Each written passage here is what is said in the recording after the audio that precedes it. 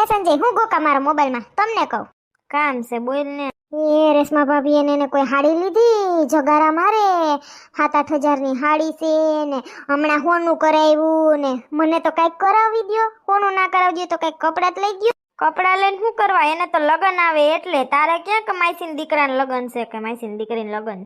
લે લગન ના હોય એટલે નહીં લેવાના તો હું ખર્ચો કરવો, એમાં એઠે તારું પર્સ રખડે.